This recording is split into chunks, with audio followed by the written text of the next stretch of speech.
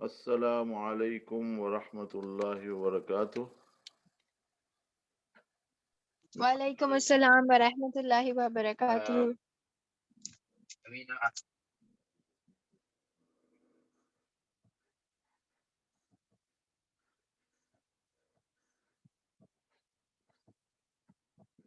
Rahman Rahim. Alhamdulillah. Alhamdulillahi Rabbil Alameen. Wa salatu wa salamu ala Sayyid al Mursaleen wa ala alihi wa ashabihi ajma'in. Amma ba'du fa'udhu billahi min ash-shaytanir rajim. Bismillahir Rahmanir Rahim. إذ أخرجهم الذين كفروا ثاني اثنين إذ هما في الغار إذ يقول لصاحبه لا تحزن إن الله معنا إن الله وملائكته يصلون على النبي يا أيها الذين آمنوا صلوا عليه وسلموا تسليما اللهم صل وسلم دائما أبدا على حبيبك خير خلقه محمد وآله وأصحابه وأهل بيته وعترته وبارك وسلم تسليما كثيرا.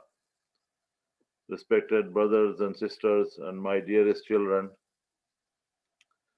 would like to welcome everyone on our weekly series of Seeratul Nabi Sallallahu Alaihi Wasallam, lesson number 43, where we are seeing that Rasulullah Sallallahu Alaihi Wasallam has fully planned his migration. This is a big milestone in the history of Islam, when after the first phase, which is approximately 13 years of Meccan life, where the Rasulullah Sallallahu and the Sahaba, his companions, have suffered a great deal because of the hard time. The Quraysh, the people of Makkah, they gave to Rasulullah Sallallahu, despite the fact that he was one of them. But they were not ready to shift from the ways of shirk and kufr and ilhad and the way of their forefathers who had given them the idol worshipping. And Rasulullah Sallallahu came and invited them towards one Allah Ta'ala. And it was difficult for them to understand and comprehend that how can our 360 idols, they can turn into just one. They couldn't understand. Uh, like the famous words of Abu Jahal, who said that, we are ready to accept, but we can't accept this, right? وَجَعَلَ الْآلِهَةَ إِلَهًا وَاحِدًا إِنَّ هَذَا لَشَيْءٌ عُجَابٌ. That how you can turn, how 360 can become one God. This is very strange for us. So they were giving very hard time, and Alhamdulillah, the people of Yasrib, we found they came, and then the famous the agreement in Mina, which is known as the second treaty, second agreement, Bat Aqaba, where all the people of Yasrib, almost 75 or 73 men and two women who actually came, and they accepted, and the words of Rasulullah Sallallahu Alaihi Wasallam, they accepted Islam, and then they requested Rasulullah Sallallahu Alaihi Wasallam that we want you to come and be with us, and we are going to provide you the full protection. So this way Rasulullah Sallallahu Alaihi Wasallam started planning the migration. First of all, we found in the last couple of lessons how people individually they started migrating, mostly secretly, except for the famous story of Hazrat Umar radiallahu ta'ala, who challenged them and openly did the tawaf and said to them that, look, I am about to migrate. If you want your wives to become widows and your children to become orphans, then you can meet me outside and I will deal with you. So, but no one obviously challenged him. Apart from that, all the others, they were migrating. And one of the last people who now were left to migrate was Rasulullah Sallallahu Alaihi Wasallam. And Rasulullah Sallallahu Alaihi Wasallam was waiting for the order of Allah Ta'ala, of course. And Allah Ta'ala gave the order that, and then he came and gave the good news to Abu Bakr, his companion Abu Bakr radiallahu ta'ala an. And this has been reported in the Bukhari Sharif by Hazrat Aisha radiallahu ta'ala anha, who in fact is describing, and she is very young at that time, but he is describing that how Rasulullah Sallallahu Alaihi Wasallam came and I was raised in a Muslim house, and my father was given the good news. And when he heard this good news that he is going to be traveling and making hijrah with the Prophet Sallallahu Alaihi Wasallam, he started crying, and this tears were the of happiness. And she reports that I'd never seen someone cry out of happiness. This was the first time for me as a child, and so on. And then Rasulullah Sallallahu Alaihi Wasallam opened the secret plan which he had made with Abu Bakr radiallahu ta'ala an, making sure that there was no one else in the house. And then, so this was the plan. And then the kuffar and mushrikeen were planning themselves. Allah Ta'ala has mentioned this in the Quran, that وَمَكَرُوا وَمَكَرَ اللَّهُ وَاللَّهُ خَيْرُ الْمَاكِرِينَ, that the Allah was making the plan and the kuffar and mushrikeen was making the plan, that somehow we have to either exile him or imprison him or kill him. And in the end they decided on this, the third option of killing him. And they made the plan that the way we should do it cleverly, Abu Jahal, and this was supervised by Shaitan, Iblis also, this meeting, that we will select around 50, 60 people from every member, from every tribe, so that no one tribe would get the blame of killing Naoodhu billah Rasulullah Sallallahu Alaihi Wasallam. And that way, the Banu Hashim, the tribe who was led by Abu Lahab, and he obviously wanted this to happen also, but he was forced with the traditions and honors of the tribe, and he would, if there was any killing, then he would have had to, as a leader, come forward and request for money in compensation for the killing. And they said that we will, collectively, all the tribes will put together, they will collect the money and give it to the Banu Hashim, and that will be the end of it. So this was their planning. Allah Ta'ala is saying, so they planned, and Allah, but of course the plan of Allah Ta'ala always prepares. And Rasulullah Sallallahu Alaihi Wasallam, this, as I mentioned last time also, that Allah Ta'ala took him to a big journey, just before Isra and Miraj. And he could have very easily taken Rasulullah Sallallahu Alaihi Wasallam from Makkah to Madinah by sending a Buraq or Jibreel Islam. Even just Jibreel Islam would have just carried him all the way. But Allah Ta'ala wanted to show that whenever we are doing anything important, especially with the enemies, how to deal with them, if we have to do with the full strategy, and we have to do with full planning. And this whole planning concept was to be brought in front of the Ummah. And we find that, it's incredible the way Rasulullah Sallallahu Alaihi Wasallam and Hazrat Abu Bakr radiallahu ta'ala, they both planned this hijrah. You know, on one side, Abu Bakr radiallahu ta'ala for over 4 months was preparing the camels. As you know, the camels are like the Rolls Royce of the desert. And they are one of the most comfortable means of transport, but they have to be prepared. And I mentioned in I think 3 lessons before how the second hump appear by giving extra water and feed to the camel, and then this second hump which appears on the camel, that is actually for the traveling part.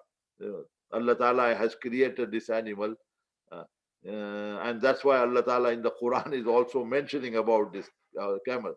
Afala yanzuruna ilal ibili kaifa khuliqat. Look how we have created this animal, this camel. So the camel was being prepared, and then the whole plan, and the planning was that the three people would be involved in this. First of all, the son of Abu Bakr radiallahu ta'ala, Abdullah ibn Abi Bakr, he was a teenager or a child, so of course no one would notice him that much, and he was supposed to come every day when Rasulullah Sallallahu Alaihi Wasallam would have migrated. Anyway, so this is how the full plan was made. And then when the time came, when the kuffar and mushrikeen decided the night when they will surround the house of Rasulullah Sallallahu Alaihi Wasallam, Jibreel alayhi salatu wasalam came and said, tonight is the night where you have to go. And Rasulullah Sallallahu Alaihi Wasallam gave all the trusts and everything which the people of Makkah would leave with him, because he was still considered as Sadiqul Amin. So he hand them over to Hazrat Ali radiallahu ta'ala, so that one of the important tasks was given, that you have to make sure that after my migration, then you give back everything which people have left with me as trust. And then secondly, you have to rest on my bed on the night when we will leave, so that the kuffar and mushrikeen, they would not know that someone is not there. And so Rasulullah Sallallahu Alaihi Wasallam, when Jibreel Sallallahu Alaihi Wasallam, he came out from the back side of his house, or maybe probably the back window, if you like, and he found that they are all surrounding there. And then he read the famous word of Surah Yasin, as I mentioned, وَجَعَلْنَا مِن بَيْنِ أَيْدِيهِمْ سَدًّا وَمِنْ خَلْفِهِمْ سَدًّا فَأَغْشَيْنَاهُمْ فَهُمْ لَا يُبْصِرُونَ. Right? So now these are, where Allah Ta'ala is saying that we created barrier. Yeah?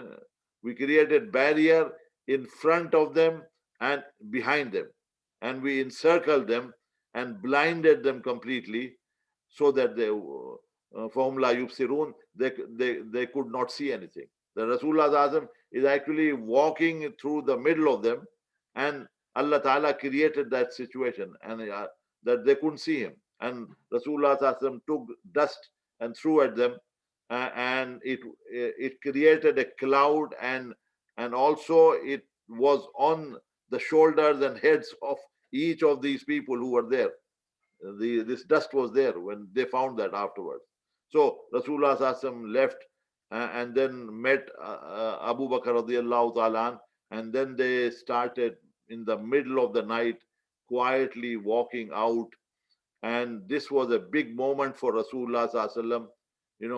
uh, Rasulullah Sallallahu, as he is leaving all the shops and the souk, and is about to leave Makkah.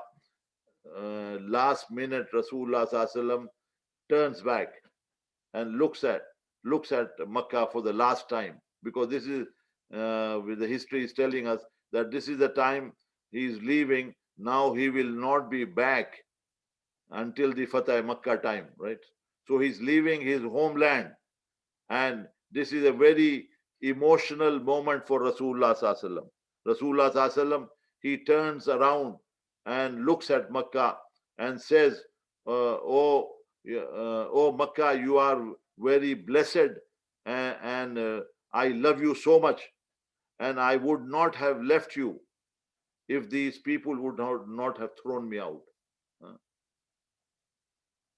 Walaula qawmi akhrajuni, yani these people of Makkah, they are throwing me out. Now look at these words, and if we go back maybe about 10 lesson, or the time when Rasulullah Sallallahu Alaihi Wasallam received his first revelation, just a reminder, when Rasulullah Sallallahu Alaihi Wasallam, and of course, I want our youngsters and children that they should be well versed now about the history of the Prophet. That you should know that about around the time when Rasulullah Sallallahu Alaihi Wasallam received his first revelation, at that time when he came back, he was shivering and very worried and shaken up because of this, seeing Jibreel alayhi salatu wasalam for the first time. And the wife Khadija radiallahu ta'ala anha, she took him to one of her cousins, Warqa bin Nawfal, if you remember. And Warqa bin Nawfal was well versed with the previous books, the holy books. And when he heard this situation, he told Rasulullah Sallallahu Alaihi Wasallam and encouraged him that you are definitely, Allah Ta'ala has given you the prophethood, and you are the last prophet which has been mentioned in the books, right? And then he said one thing, if you can recall, he said to Rasulullah Sallallahu Alaihi Wasallam that I wish, because he was an old man now, he said, I wish I was young at the time when a time will come when your people are going to exile you and throw you out, right? Now this was a prophecy, because he had read the books, and he knew that all the prophets in the past had to go through this, that they had to face this sacrifice and hijrah. So now he mentioned that to Rasulullah Sallallahu Alaihi Wasallam, and that is the moment which is happening now. And Rasulullah Sallallahu Alaihi Wasallam is using the same word, that if the my qawm, my nation would not have thrown me out, exiled me, akhrujuni, then I would not have left Makkah, right? And by saying this, Rasulullah Sallallahu Alaihi Wasallam, now they both move and they get to the Ghare Thowr, the cave of Thawr, which is now, as I mentioned, Rasulullah, this was part of the planning, that we would go first of all in the opposite direction, and we will not take the route which normally all the people follow, which is directly north from Makkah to Madinah. Rasulullah Sallallahu Alaihi Wasallam actually went towards the opposite direction, south, and then the route they were planning, and Abdullah ibn Arqat, who was their guide, who was supposed to meet them after 3 days in the cave, and he had planned a route which was taking them first of all opposite towards Jeddah, and from Jeddah they would come around, and which in fact now you find, about 15 years ago, they have built the famous highway now, which is known, which is in fact called Tariqul Hijrah, that highway which takes the people, and which is in fact the best route, in fact, to Makkah, that it goes sort of towards Jeddah, and from Jeddah it turns towards Makkah.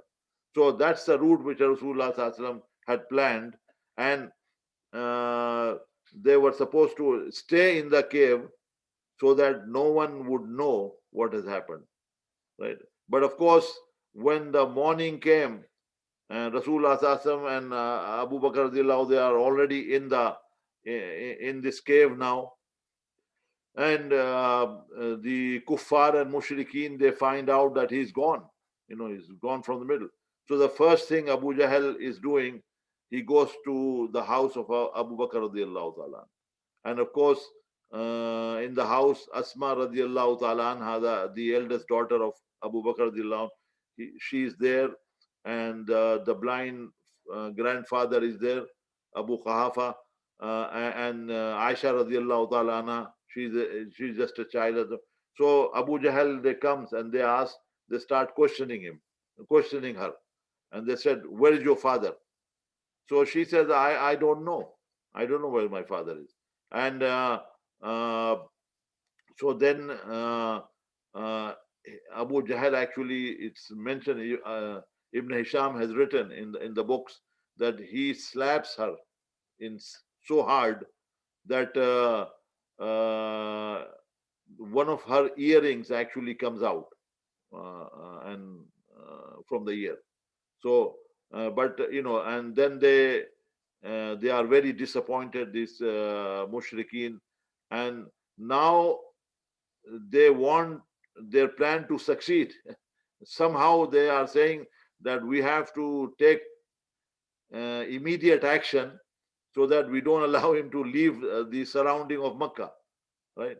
So then they hire the so-called, in our terminology today, the private detectives, if you like, or those who are the special scouts who are well versed of how to trace people by looking at the footsteps and all this. But Rasulullah Sallallahu Alaihi Wasallam, Abu Bakr, they've already planned that three days the son Abdullah will be coming with the food or coming with the news what is going on in the city. And as he comes to us and goes back, immediately after that, Amir ibn Fuhaira, who was a slave of Abu Bakr radiallahu ta'ala, but he had been freed, but he was very loyal and reliable. So he would take the flock of sheep and wipe out the footsteps of Abdullah every day for 3 days in this way, and so that they couldn't trace. But despite all that, they hired some real experts, and they were able to use trace Rasulullah Sallallahu Alaihi Wasallam, and they came all the way up to the cave. And now a time is come where Abu Bakr radiallahu ta'ala, he can see them from the cave, right? And he is worried what's going to happen. And then at that time, Allah Ta'ala is describing that in the Quran, is akhrajahum alladhina kafaru, right? That when the kuffar and mushrikeen, they expelled and threw out Rasulullah Sallallahu Alaihi Wasallam, Thani Asnain, the two of them, right? Thani Asnaini is huma fil ghari, and then they were in the cave. Is yaqulu li sahibihi la tahzan inna Allah ma'ana. When Abu Bakr radiallahu ta'ala, he became slightly worried that, bro, maybe they will see us.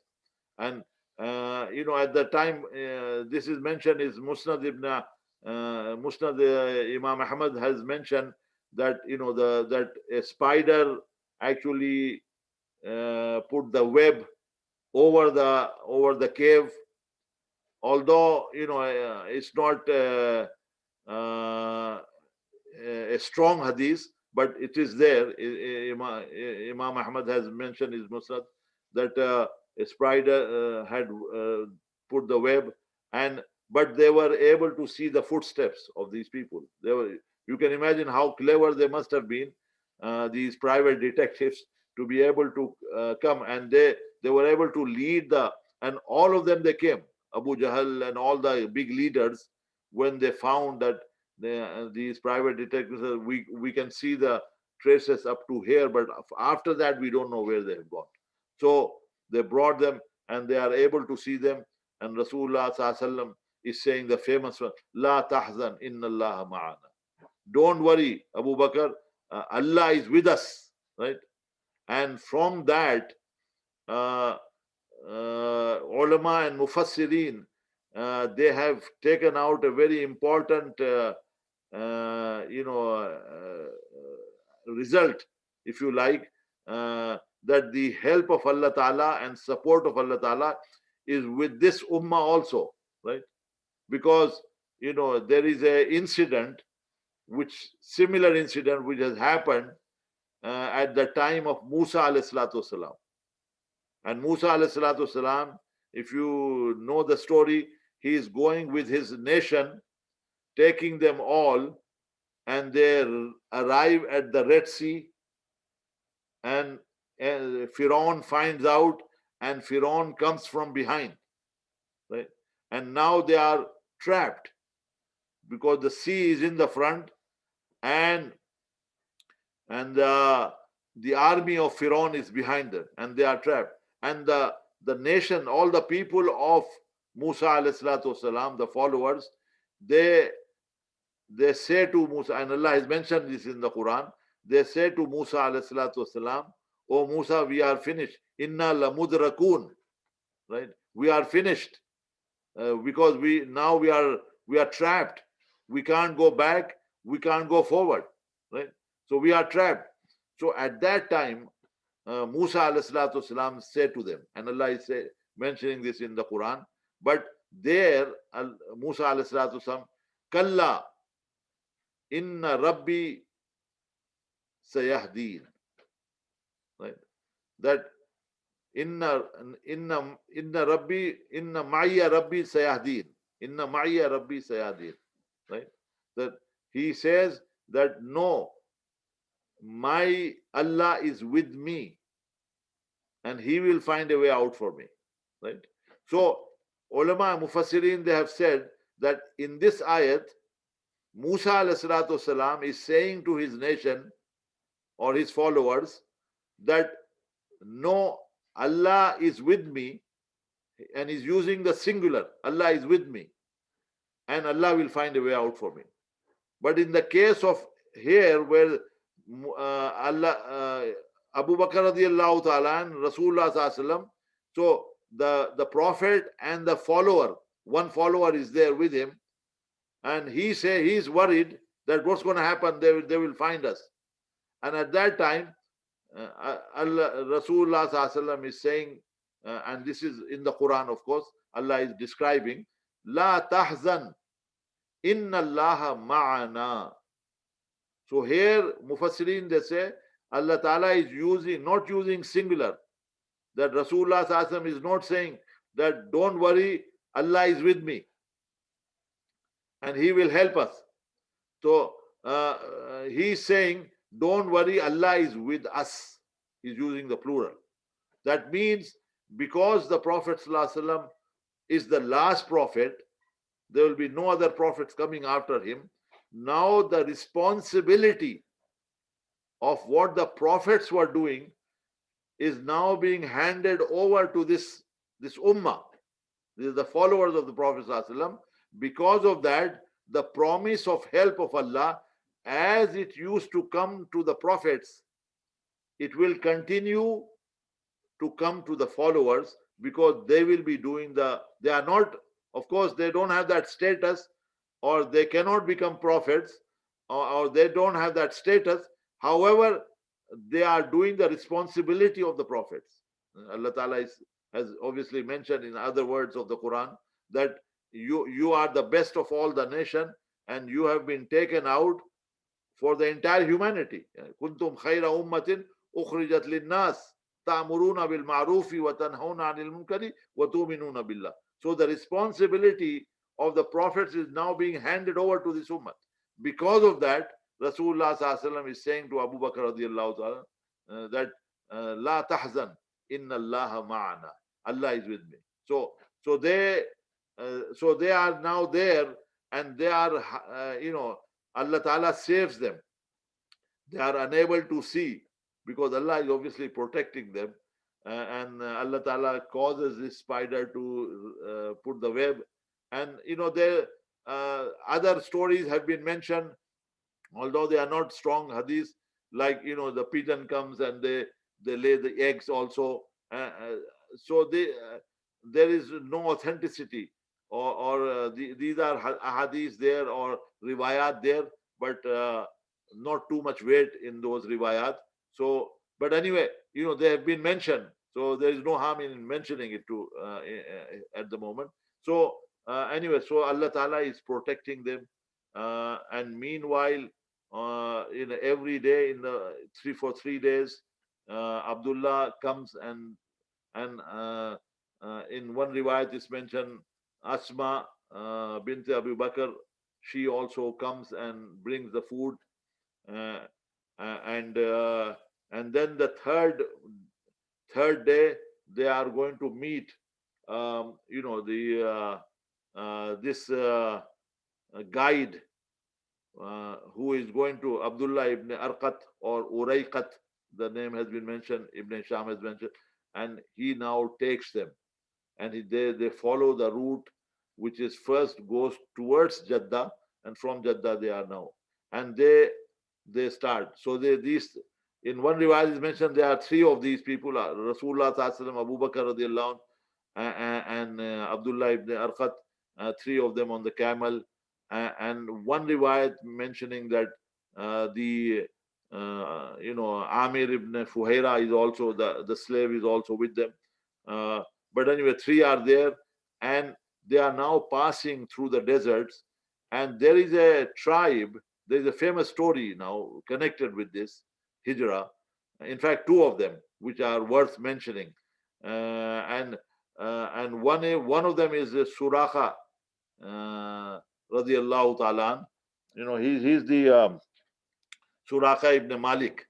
He's the leader of a Bedouin tribes, and Abu Jahal now makes an announcement that whoever will find them, 100, find Rasulullah Sallallahu Alaihi Wasallam, 100 camels will be given as a price. Right. So now that's a big price. 100 camels mean 100, Mercedes, if you like, or 100 Rolls Royce. So everyone is now eager to get this prize. And Suraqa ibn Malik, he is not, obviously, he's a leader of this tribe. He's not Muslim, and he is very greedy. And when he hears this, he wants to get that tribe. And he's sitting with some of his people in his tribe when someone comes, one of his tribe member, he comes and he said, look, I saw these three people. They are going on the camel, just not too far away from here. And now Suraqa, when he hears this, as a leader, he shuts him up and he says, no, I know these people. These three are not those. These three are those people who have lost their camel and they are looking for the camel. Don't worry, just forget about it. So because what he tricks him, because he wants to get that 100 camel price. And once everyone's busy themselves with other things, he then quietly sneaks out and disappears, prepare his war, jersey or whatever, swords and everything. He takes the weapons and armor, and then he gallops off towards them, because he knows that there are three of them. If I can find them from the back, I can just kill them, because dead or alive, this is what has been mentioned, that as we need to capture them dead or alive. So he runs and gallops his horse towards them, and he takes, in those days, these kuffar and mushrikeen, they were using these, in Urdu we call them falnama, or like even in Christians, they use these horror astrological signs, like the zodiac signs, and all these different stars, Libra and Aries and God knows what. So to predict the future or to predict uh, whether something is good for me or not. So they used to use that a lot in those days. And so he takes that, these fortune telling things with him. And he first of all uses it and see whether it's worth for him to go or not, whether it's going to bring goodness. Uh, and he finds that it says, no, don't go. But because he's so greedy, he wants these 100 camels, he still goes. And he takes his horse and gallops. And as he is galloping, now this story is being told by the same person, Suraka ibn Malik, after he has become Muslim, and he's narrating this story himself, after Muslim. And this is a very extraordinary story, actually. And unfortunately, but we've run out of time now. But we will find, inshallah, that this is incredible story of how he gallops and what happens to him. And then when he meets Rasulullah Sallallahu what Rasulullah Sallallahu said to him is something really, is a great prophecy behind this. Inshallah, we will cover that, inshallah, in the next lesson. May Allah Ta'ala give us the ability to actually practice on the Sunnah of Rasulullah Sallallahu. Shaban is almost ending now. We are sort of moving or galloping towards Ramadan. May Allah give us the barakat of Ramadan. Prepare yourself and try to read as much Quran. Quran is also a very important connection with Ramadan. I'm going to just say a few words connected with Ramadan while we are going through Ramadan. So inshallah, may Allah Ta'ala give us the ability. Wa akhir da'wana, alhamdulillahi rabbil alameen. Subhanallah wa bihamdihi, subhanakallahumma wa bihamdika nashhadu an la ilaha illa anta nastaghfiruka wa natubu ilayk. نستغفرك ونتوب إليك نستغفرك ونتوب إليك سبحان ربك رب العزة عما يصفون وسلام على المرسلين والحمد لله رب العالمين جزاك الله السلام عليكم